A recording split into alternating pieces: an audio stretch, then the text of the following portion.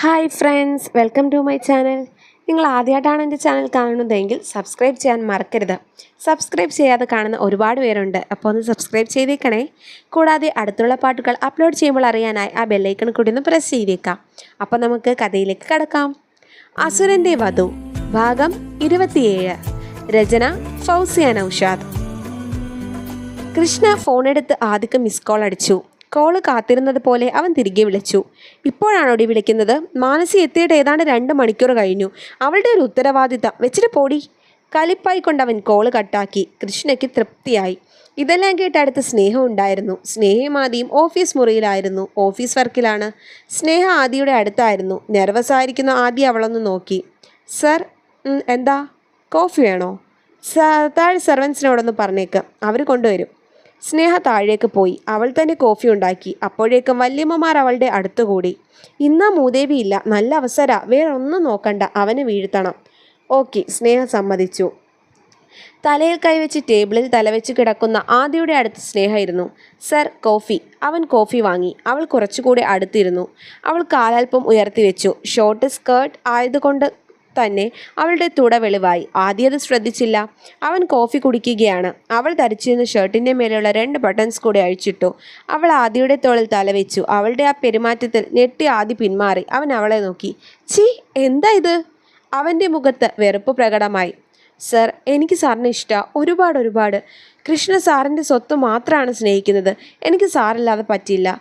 അത്രമാത്രം ഞാൻ സാറിനെ സ്നേഹിക്കുന്നുണ്ട്. അവൾ അവനെ ഇറുക്കി കെട്ടിപ്പിടിച്ചു. അവൻ അവളെ പിടിച്ച് തള്ളി. അവളുടെ കവിളത്ത് അവൻ്റെ കൈകൾ പതിഞ്ഞു. അതവൾ തീരെ പ്രതീക്ഷിച്ചില്ല. നാണമുണ്ടോടി നിനക്ക്? എന്നോട് പ്രേമമാണെന്ന് പറഞ്ഞപ്പോൾ ഞാൻ കരുതിയില്ല നീ ഇത്ര ചീപ്പാണെന്ന്. നിന്നെയാണല്ലോ ഞാൻ വിശ്വസിച്ച് എന്നെ വീട്ടിൽ കയറ്റിയത്, എന്നെ പിയെ ആക്കിയത്. എന്താടി നിൻ്റെ കോലം? മര്യാദയ്ക്ക് സ്കേർട്ട് ഷർട്ട് നേരെയാക്കടി. അവൻ്റെ സ്വരം ഉയർന്നു. അവൻ തിരിഞ്ഞു നിന്നു. അവളത് നേരെയാക്കി. സർ, എന്നെ ഒന്ന് മനസ്സിലാക്കും പ്ലീസ്. ഞാൻ സാറിനെ ഒരുപാട് സ്നേഹിക്കുന്നുണ്ട്. എനിക്ക് സാറില്ലാതെ പറ്റില്ല. നിനക്കെന്താ സ്നേഹ, ഭ്രാന്ത് പിടിച്ചോ? എനിക്ക് നിന്നോട് അങ്ങനെ ഫീലിങ്സ് ഒന്നുമില്ല. പിന്നെ ഒരു കാര്യം ഓർത്തോ, എനിക്ക് ഭാര്യയുണ്ട്, മിസ്സസ് ഗാഥ ആദിഷ്. അവളാണ് എൻ്റെ ഭാര്യ. അവളല്ലാതെ മറ്റൊരു പെണ്ണും ഇനി എൻ്റെ ജീവിതത്തിലുണ്ടാവില്ല. She is very important for me. അവളില്ലാത്ത സമയം മറ്റു പെണ്ണുങ്ങളെ തിരക്കി പോകാൻ മാത്രം ചീപ്പല്ല ഈ ആദിഷ് വർമ്മ. അത് പറഞ്ഞ് വാതിൽ കൊട്ടിയടിച്ച് അവൻ ഇറങ്ങിപ്പോയി.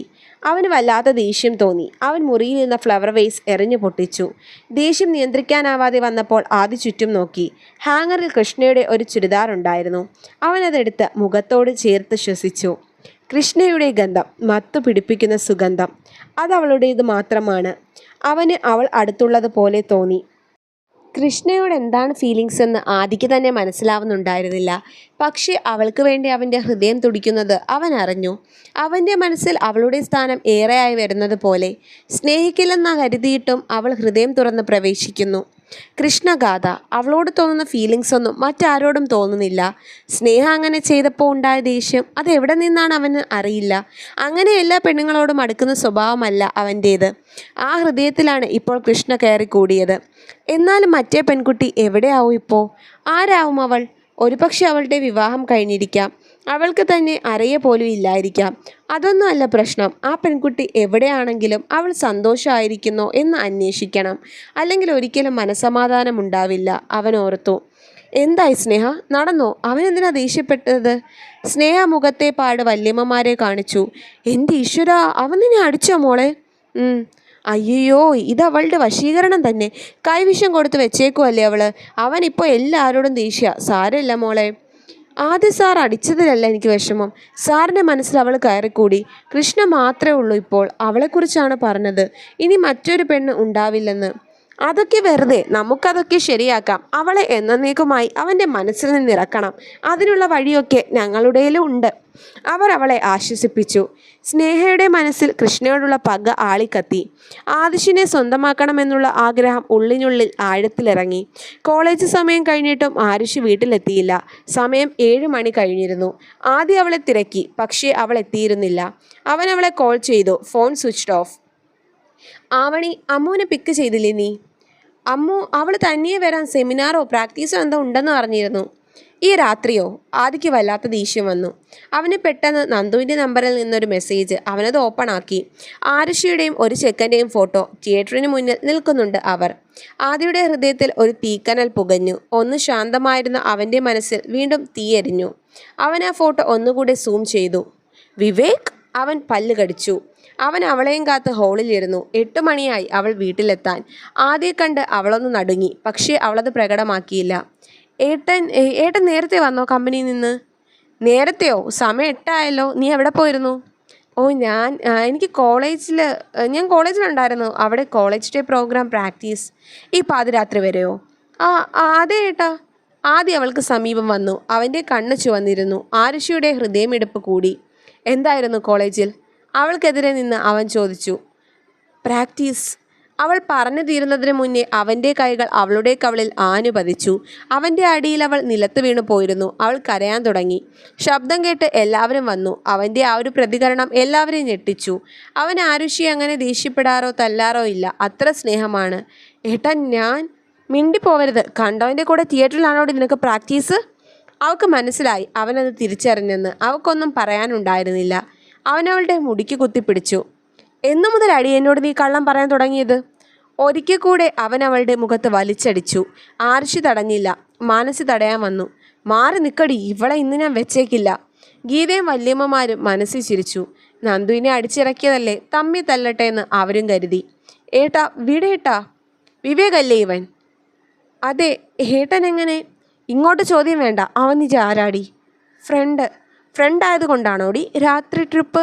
എന്നിട്ട് നീ എന്താ എന്നോട് പറഞ്ഞത്? പ്രാക്ടീസ് എന്നല്ലേ? പ്രാക്ടീസ് കഴിഞ്ഞു പോയതാ. അവൻ അവളുടെ ഇടത്തെ കവിളിലടിച്ചു. അവളുടെ മുഖം ചുവന്ന് പാട് വീണിരുന്നു. അവൾ കരഞ്ഞുകൊണ്ടിരുന്നു.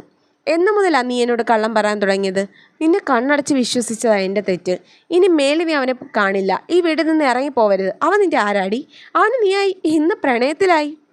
അതിന് ഏട്ടൻ്റെ പ്രണയത്തിൻ്റെ വില അറിയോ? അല്ല, എന്താണ് പ്രണയം എന്നറിയോ? പോട്ടെ, സ്നേഹം എന്താണെന്നറിയോ? ഇതൊന്നും അറിയാത്ത ഏട്ടന് ഇത് പറയാൻ ഒരു അർഹതയുമില്ല. ഓർക്കാപ്പുറത്ത് അവളത് പറഞ്ഞതും അവൻ അടിയേറ്റതുപോലെ തരിച്ചു നിന്നുപോയി. അമ്മു നീ വേണ്ടേട്ടാ, എന്ന് തടയണ്ട. ഞാൻ പറയും. ഏട്ടത്തിയമ്മേനെ കെട്ടിക്കൊണ്ട് വന്നിട്ട് എന്ത് സ്ഥാനം ഏട്ടൻ നൽകുന്നത്? ഏട്ടത്തിയമ്മയോട് ഒരു തരം സ്നേഹം ഉണ്ടോ ഏട്ടന്? ഈ വീട്ടിൽ ആരോടെങ്കിലും ഉണ്ടോ? എന്നോട് പോലും ഇല്ലടി. എനിക്ക് ആരോടും സ്നേഹമില്ല. നിന്നോട് പോലും ഇല്ല. നീ പറയുന്നതൊക്കെ ശരിയാ. അവൻ കിതച്ചു. ഏട്ടൻ ആരെയും സ്നേഹിച്ചിട്ടില്ല. ഏട്ടൻ സ്വാർത്ഥനാ. ഏട്ടനോട് മാത്രമേ ഉള്ളൂ സ്നേഹം. ഇവിടെ ഉള്ളവരൊക്കെ ഏട്ടനോട് എന്ത് തെറ്റ് ചെയ്തെന്നാ? എടി, എനിക്ക് ആരോടും സ്നേഹമില്ല. സ്നേഹം എന്താണെന്നും എനിക്കറിയില്ല. ഞാൻ സ്വാർത്ഥം തന്നെയാ. ഞാൻ വളർന്നത് സ്നേഹം കണ്ടല്ലടി, അടിയും വഴക്കും കണ്ട. ഇവിടെ നിന്ന് രക്ഷപ്പെട്ടു പോയിട്ട് എന്തായിരുന്നു ജീവിതം? ഒടുവിൽ സഹായിക്കാൻ വന്ന ഒരു നല്ല മനുഷ്യനെ വരെ ആളുകൾ കൂട്ടിച്ചേർത്ത് കഥകൾ മെനഞ്ഞു. അന്ന് മനസ്സിലാക്കിയൊരു പാഠമുണ്ട്. സ്നേഹവും നന്മയും കരുണയുള്ളവർക്ക് ഈ ലോകത്ത് ജീവിക്കാൻ പറ്റില്ല. ഞാൻ നിന്നെ സ്നേഹിച്ചിട്ടില്ലടി. പോരെ, നീ എന്താന്ന് വെച്ചാൽ ചെയ്യ്. ഒരു കാര്യം ഞാൻ പറഞ്ഞേക്കാം. അവനുമായൊരു ബന്ധം നീ സ്വപ്നം പോലും കാണണ്ട. അത് നടക്കാൻ പോകുന്നില്ല അമ്മു. അവൻ അവളുടെ മേലെ നിന്ന് കൈയെടുത്തു. അവൻ മുറിയിലേക്ക് പോയി. മാനസിയും ആവണിയും കൂടെ അമ്മുവിനെ മുറിയിലേക്ക് കൂട്ടിക്കൊണ്ടു വന്നു. എന്നാലും അമ്മു, നീ അങ്ങനെ ആദ്യോട് സംസാരിക്കാൻ പാടില്ലായിരുന്നു. അവനത് തീരെ സഹിക്കാൻ പറ്റില്ല. നിനക്കറിയാലോ, ഈ വീട്ടിൽ അവനെ ഏറ്റവും കൂടുതൽ സ്നേഹിക്കുന്നത് നിന്നെയാണെന്ന് മാനസി പറയുന്നത് കേട്ട് ആരുഷി കണ്ണു തുടച്ചു. പിന്നെ ഞാനെന്ത് വേണമെന്നാ വല്യേച്ചി പറയുന്നത്? എത്ര നാളിതൊക്കെ സഹിക്കുമെന്നാ? നിങ്ങളൊക്കെ ഏട്ടനോട് എന്ത് തെറ്റാ ചെയ്തത്? അല്ലമ്മു, അങ്ങനെയല്ല. ഏട്ടൻ എല്ലാവരോടും സ്നേഹമുണ്ട്, ഹൃദയത്തിലാണെന്ന് മാത്രം. ഇനിയില്ലെങ്കിൽ സാരമില്ല. ഏട്ടനെ ഞങ്ങൾക്കൊക്കെ ജീവനാടി. ഏട്ടനെ വെറുക്കാൻ ഞങ്ങൾക്ക് പറ്റില്ല. ഞങ്ങളുടെ സൗഭാഗ്യങ്ങൾക്കൊക്കെ കാരണം തന്നെ ഏട്ടനാ, യദു പറഞ്ഞു. അതെ അമ്മു, ആ മനസ്സിനെ ഒരുപാട് വേദനിപ്പിച്ചു. നീ ഏട്ടനോട് ക്ഷമ ചോദിക്കണം, തേജസ് പറഞ്ഞു. അവരെല്ലാം മുറിയിൽ നിന്ന് പുറത്തു പോയതും ആരുഷി കരഞ്ഞുകൊണ്ട് ബെഡിലേക്ക് വീണു. ആദ്യ ബാൽക്കണിയിൽ ഇരിക്കുകയായിരുന്നു. അവൻ്റെ ഹൃദയം വല്ലാതെ നീറിക്കൊണ്ടിരുന്നു. ജീവനായി കണ്ടവൾ, മറ്റാരെക്കാളും അവൻ സ്നേഹിച്ചവൾ, ഇപ്പോൾ അവൾ പോലും തനിക്കെതിരെയായി തിരിഞ്ഞിരിക്കുന്നു. മറ്റാരെങ്കിലും ആയിരുന്നെങ്കിൽ അവനിത്ര വേദന ഉണ്ടാവുമായിരുന്നില്ല. അമ്മു പറഞ്ഞ ഓരോ വാക്കും അവൻ്റെ ഹൃദയത്തെയാണ് മുറിവേൽപ്പിച്ചത്. സത്യജിത്ത് വിവേകിൻ്റെ അച്ഛൻ ബിസിനസ്സുകാരനാണ്. കമ്പനി തുടങ്ങുന്ന സമയത്ത് അവർക്ക് കിട്ടുമെന്ന് പ്രതീക്ഷിച്ച പല പ്രോജക്റ്റും ആദിക്ക് കിട്ടിയിരുന്നു. അതിലയാൾക്ക് അസൂയയായിരുന്നു. പലതവണ അയാൾ കമ്പനി തകർക്കാൻ ശ്രമിച്ചു. ഒന്നും നടന്നില്ല. സഹിക്കാൻ വയ്യാതെ വന്നപ്പോൾ ആദ്യ പിടിച്ച് 2 പൊട്ടിച്ചു. വൈകാതെ അയാളുടെ കമ്പനി തകർന്നു, ബിസിനസ്സും. അതിൻ്റെ ദേഷ്യം അയാൾക്കുണ്ട്. പിന്നെ കുറച്ചുനാൾ അയാളുടെ ശല്യമൊന്നും ഉണ്ടായിരുന്നില്ല. സത്യജിത്തിൻ്റെ ഒരേ ഒരു മകനാണ് വിവേക്. അവൻ്റെ അമ്മ ചെറുപ്പത്തിൽ തന്നെ മരിച്ചു. അയാൾ ജീവിക്കുന്നത് അവന് വേണ്ടിയാണ്. അച്ഛന് വേണ്ടി പ്രതികാരം വീട്ടാൻ ഇറങ്ങിയതായിരിക്കുമോ അവൻ? എല്ലാം മറഞ്ഞു വെച്ച് കൊണ്ടാണോ ഇങ്ങനെ ഒരു നീക്കം? മനഃപൂർവ്വം അമ്മുവിനെ എന്നിൽ നിന്ന് തിരിക്കാൻ ഇതിനു പുറകിൽ അവനായിരിക്കുമോ? അല്ലെങ്കിൽ ഇത്ര പെട്ടെന്ന് അവളുടെ മനസ്സെങ്ങനെ മാറി? വിവേകിൻ്റെ പ്രണയം എന്നോടുള്ള പകയായിരിക്കുമോ? പല സംശയങ്ങൾ ആദിക്ക് ഉടലെടുത്തു. അവൻ ഉറക്കം വന്നില്ല. കൃഷ്ണ അടുത്തുണ്ടെങ്കിൽ എന്നവൻ ആഗ്രഹിച്ചു. വല്ലാത്തൊരു ഒറ്റപ്പെടൽ. ഇന്ന് വരെ നഷ്ടപ്പെട്ടത് വെറുതെയായി. എല്ലാവർക്കും മുന്നിൽ താൻ കുറ്റക്കാരൻ. ആരുഷ് കോളേജ് കഴിഞ്ഞിറങ്ങിയപ്പോഴായിരുന്നു വിവേക് പിന്നാലെ കൂടിയത്. ഏയ് അമ്മു, എന്നാ എന്നോട് ഓക്കെ പറയുന്നത്? അവൻ കുസൃതിയോടെ ചോദിച്ചു. പറയുന്നില്ലെങ്കിലോ? ഞാൻ ഒരിക്കലും പറയില്ല. എനിക്ക് തന്നെ ഇഷ്ടമല്ല. ഓ, അത് വെറുതെ. 4 വർഷമായി ഞാൻ അതിൻ്റെ പിന്നാലെ നടക്കുന്നില്ലേടി. ഇനിയെങ്കിലും ഒന്ന് ഇഷ്ടമാണെന്ന് പറയടി, അവൻ പറഞ്ഞു. അവൾ നിന്നു. പറയണോ? അമ്മു, ദേ എനിക്ക് അമ്മയില്ല. അമ്മയുടെ സ്നേഹം എന്താണെന്ന് ഞാൻ അറിഞ്ഞിട്ടുമില്ല. അതുകൂടി എനിക്ക് തരാൻ പറ്റുന്ന പെണ്ണ് വേണം എൻ്റെ ലൈഫിലേക്ക് വരാൻ. അത് നീ ആവണം. അവളുടെ കണ്ണുകളിൽ നോക്കി അവൻ പറഞ്ഞു. വിവേക്, അത് എനിക്ക് തന്നെ ഇഷ്ടമാണ്. അവളത് പറഞ്ഞതും അവൻ സന്തോഷം കൊണ്ട് തുള്ളിച്ചാടി. പക്ഷെ അവൾ തുടർന്നു. പക്ഷേ എൻ്റെ ഏട്ടന് കൂടെ ഇഷ്ടമാവണം തന്നെ. എന്നാലും ഞാൻ തൻ്റെ കൂടെ വരൂ വിവേക്. ഏട്ടൻ്റെ ഇഷ്ടമൊക്കെ അവിടെ നിൽക്കട്ടെ. നീ എന്തായാലും എന്നെ ഇഷ്ടമാണെന്ന് സമ്മതിച്ചല്ലോ. അത് മതി അമ്മു എനിക്ക്. ഈ സന്തോഷത്തിൽ നമുക്കൊരു സിനിമയ്ക്ക് പോയാലോ? ഏയ്, സിനിമയോ? വേണ്ട, ഏട്ടനറിയാൻ കൊല്ലും. പിന്നെ നിന്റെ ഏട്ടനോട് പോകാൻ പറ. പ്രാക്ടീസ് ഉണ്ടായിരുന്നെന്ന് പറഞ്ഞാൽ മതി. നീ ധൈര്യമായി വാ. അവൻ്റെ നിർബന്ധത്തിന് അവൾ വഴങ്ങി. തിയേറ്ററിൽ ബ്രേക്ക് സമയത്ത് അവൻ അവളോട് സംസാരിച്ചു. അമ്മു, നീ എന്തിനാണ് നിൻ്റെ ഏട്ടനെ ഇങ്ങനെ പേടിക്കുന്നത്? നീ ഒരു വ്യക്തിയല്ലേ. നിനക്ക് നിൻ്റേതായ ഇഷ്ടങ്ങളൊക്കെ ഇല്ലേ? ഇല്ല, എൻ്റെ ഇഷ്ടങ്ങൾ ഏട്ടൻ്റെ കൂടിയാണ്. ഓ, ഇതൊന്ന് മാറ്റി പിടിക്കാമോ? നിൻ്റെ ഏട്ടനെ എനിക്കറിയാം. എങ്ങനെ? എൻ്റെ പപ്പയെ ഒരു അടിയൊക്കെ ഉണ്ടായിട്ടുള്ളതാ. അതൊക്കെ പോട്ടെ. നിനക്കറിയോ, നിൻ്റെ ഏട്ടന് ആരോട് സ്നേഹമില്ല, നിന്നോട് പോലും. ദേ വിവേക്, എൻ്റെ ഏട്ടനെക്കുറിച്ച് പറഞ്ഞാലുണ്ടല്ലോ. റസ്മി അമ്മു, ഈ ആദിഷ് വർമ്മയ്ക്ക് ആരോടും സ്നേഹമില്ല. എല്ലാവർക്കും അയാളെ പേടി മാത്രമാണ്. നിനക്ക് പോലും പേടിപ്പിച്ച് നിർത്താനേ അയാൾക്കറിയൂ, സ്നേഹിക്കാൻ അറിയില്ല. അവൻ കണ്ണടച്ചു കാണിച്ചു. അവൻ പിന്നൊന്നും പറഞ്ഞില്ല. അവൾ ചോദിച്ചതുമില്ല. പക്ഷെ അവളുടെ മനസ്സിൽ കുറേ ചോദ്യങ്ങളും സംശയങ്ങളും ഉയർന്നു. ആദ്യം എപ്പോഴോ ഉറങ്ങിപ്പോയി. അവൻ്റെ സ്വപ്നത്തിൽ അവൻ കണ്ടു ഹരിദാസ്, ആ നല്ല മനുഷ്യൻ. അദ്ദേഹം അവന് മുന്നിൽ നിറകണ്ണുകളോടെ കൈകൂപ്പി നിൽക്കുന്നത്.